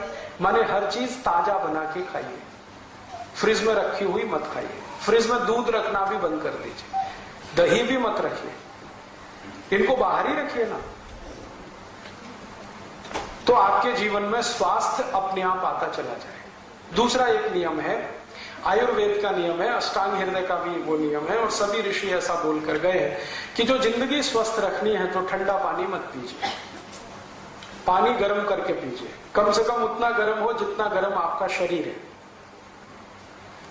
क्योंकि गर्म पानी शरीर को बहुत तरह से सफाई कर देता है, टॉक्सिक वेस्ट को शरीर के बाहर निकाल के फेंकता है, पचने में भी मदद करता है, शरीर के पूरे तंत्र को व्यवस्थित रखता है। हल्का गुनगुना पानी, ज्यादा गर्म भी नहीं, ज्यादा ठंडा भी नहीं। दूसरा ये नियम है। तीसरा ये नियम है कि आप जो भी खाना खाइए ताजा खाइए, खाना चबा चबा के खाइए, क्योंकि भारत में चबाने का बहुत महत्व है, यूरोप में नहीं है। यूरोप में क्या है ना, ठंडी है, मैंने आपको बोला ना ठंडी है, तो ये जो जबड़े हैं ना ये फ्लेक्सिबल नहीं, तो ज्यादा चबा नहीं सकते, तो जो भी कुछ है जल्दी जल्दी निगल निगल के खाते हैं वो। हमारे तो जबड़े बहुत फ्लेक्सिबल है, तो हमको तो चबा चबा के खाना है।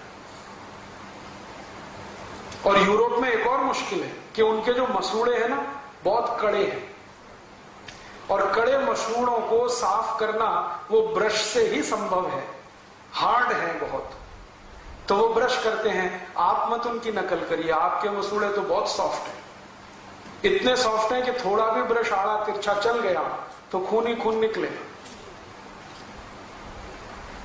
तो उनकी नकल करके टूथब्रश मत करिए। फिर क्या करें, दंतमंजन है हमारे पास, और अगर ब्रश ही करना है तो नीम के दातुन से अच्छा कोई नहीं है, क्योंकि उसके ब्रसल्स बहुत सॉफ्ट होते हैं, प्लास्टिक के ब्रश के ब्रसल्स की तुलना में वो बहुत सॉफ्ट है।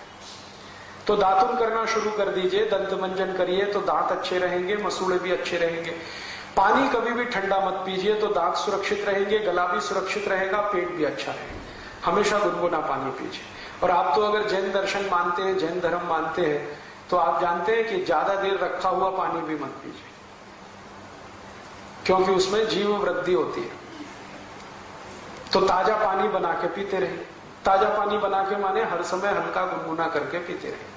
चौथा नियम यह है स्वस्थ रहना, निरोगी रहना, कि खाना खाइए तो खूब अच्छे से चबाइए, क्योंकि आपके मसूड़े तो फ्लेक्सिबल है, यूरोप में नहीं है, और इतनी बार चबाइए जितने दांत हैं आपके। एक दिन शीशे के सामने खड़े होकर अपने अपने दांत गिन लीजिए, किसी को 32 होंगे, किसी को 30 होंगे, किसी को 28 होंगे। तो रोटी का एक टुकड़ा मुंह में डाला तो उतनी बार चबाइए, जैसे 32 दांत है तो 32 बार चबाइए, 30 है तो 30, 28 है तो 28। खूब चबा के खाना खाइए। आयुर्वेद कहता है खाने को इतना चबाइए कि लार के साथ खाना मिले और पानी की तरह से उतर जाए, तो जिंदगी में कभी कोई बीमारी आने की संभावना नहीं। फिर ऐसे ही नियम है एक छोटा सा, कि पानी पीजिए तो घूट घूट भर के पीजिए, जैसे गर्म दूध पीते वैसे पानी पीजिए, सिप करके पानी पीजिए, ताकि ज्यादा लार शरीर में जाए। लार जो है ना वात पित्त कफ तीनों को संतुलित रखती है। तो घूट घूट पानी पिएंगे तो बहुत लार जाएगी, गट गट गट गट पिएंगे तो बहुत थोड़ी सी रहेगी। एक स्वस्थ मनुष्य को जिंदगी भर स्वस्थ रहना हो तो हर दिन 4.5 से 5 लीटर लार की आवश्यकता है, वो सिप करके ही संभव है। और आप आज से ये शुरू करिए सिप करके पानी पीना, तीसरे दिन से आपको रिजल्ट मिलेगा। जिनको भी एड़ियों में दर्द है ना 3 दिन में गायब हो जाए, अगर घुटने में दर्द है ना 6-7 दिन में ठीक हो जाए, कोई भी जॉइंट्स पेन है 12-13 दिन में चला जाए। कितनी भी भयंकर संधिवात हो, सिप करके पानी पीजिए, और एक सिप में उतना ही पानी लीजिए 1 चम्मच के बराबर, उसको थोड़ी देर मुंह में घुमाइए, फिर पीजिए। अगर आपका वजन बहुत बढ़ गया है तो महीने 1.5 महीने में ही 5-6 किलो कम हो जाएगा अपने आप, बिना कोई दवा खाए, सिप करके पानी पीने से। अभी थोड़े दिन पहले मेरा एक दोस्त अमेरिका से लौटा है, उसका 140 किलो वजन हो गया था, तो उसको अमेरिका की जिस कंपनी में नौकरी करता था निकाल दिया, क्योंकि वहां नौकरी से निकालने में 1 मिनट लगता है किसी को, वहां जॉब कभी भी सुरक्षित नहीं है, सिक्योरिटी नहीं, निकाल दिया।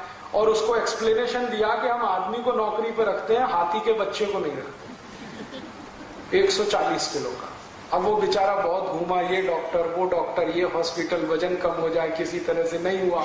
अब आ गया भारत। एक दिन तो वो जॉन हॉपकिंस में चला गया, तो वहां बोला कि आपकी ऊपर से कुछ खाल चीर देंगे, वजन कम हो जाएगा, मांस काट के निकाल देंगे। अब वो कहे अरे मुझे तो ये नहीं कराना, वापस आ गया। बेंगलोर में रहता है। एक दिन कहने लगा राजीव भाई आप कुछ बताओ। मैंने कहा कुछ मत करो, पानी गुनगुना पियो और सिप करके पियो। अभी 9 महीने से वो ऐसे ही कर रहा है, अब वजन उसका 70 किलो,